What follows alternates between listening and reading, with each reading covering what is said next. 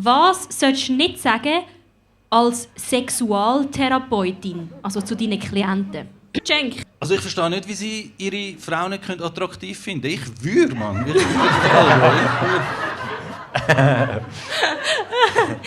Fabio. Ich sage es jetzt noch einmal. Nein ist Nein.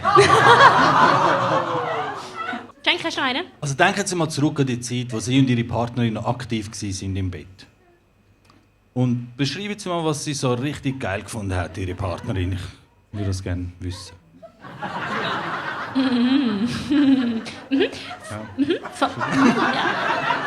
Joso? Haben Sie es vielleicht mal mit Rollenspiel probiert? Ich meine, jemand könnte ein Therapeut sein.